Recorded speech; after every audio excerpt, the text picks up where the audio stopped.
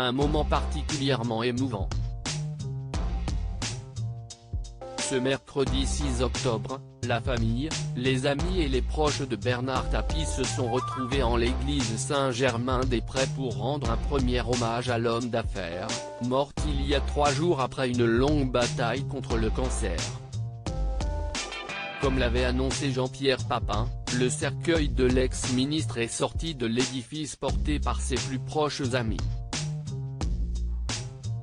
Le politique Jean-Louis Borloo, le réalisateur Claude Lelouch, l'ex-cycliste Bernard Hinault, l'ex-footballeur Basile Boli, son fils Stéphane et la collaboratrice de Bernard Tapie Noël Bellone se sont joints à l'ancien footballeur de l'Olympique de Marseille dans ce moment bouleversant. Et ça va me bouleverser complètement. Ce n'est pas anodin, assurait déjà Jean-Pierre Papin, quelques heures avant la cérémonie, dans les colonnes de la Provence. Il faut dire que pour lui, Bernard Tapie était un homme très important, une figure paternelle. Et je ne suis pas bien. Il m'a tellement aidé dans ma vie de famille, des choses très importantes. D'où les difficultés que j'ai à en parler. J'ai perdu quelqu'un qui comptait pour moi et je suis triste, continuait l'ancien footballeur.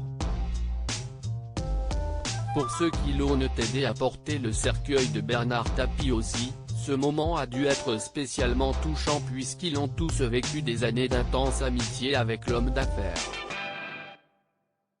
Comme Jean-Louis Borloo, présent lors de ces derniers instants.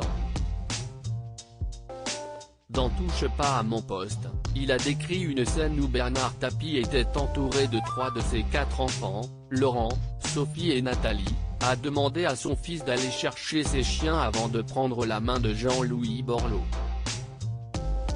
Il se faisait caresser par Dominique, et puis il a eu une petite commissure au coin des lèvres, et puis il m'a fait un clin d'œil, racontait l'homme politique. Bernard Tapie n'avait pas peur de la mort, pareil pour Claude Lelouch, qui a fait jouer Bernard Tapie dans l'un de ses films.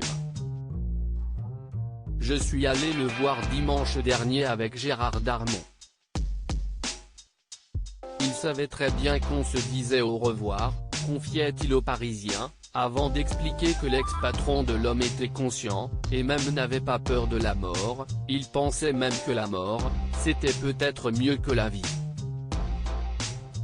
Aux côtés du clan de Bernard Tapie, de nombreuses personnalités ont tenu à être présentes, notamment Nicolas Sarkozy, Brigitte Macron, Lynn Renault, Pierre Arditi, Michel Drucker, Didier Barbelivien, Basile Boli ou encore Benjamin Griveaux. Bernard Tapie sera honoré ensuite à Marseille, sa ville de cœur. D'abord au stade Vélodrome puis en la Major de Marseille. Il sera ensuite inhumé au cimetière de Mazargues, dans les quartiers sud de la ville, où il reposera pour l'éternité.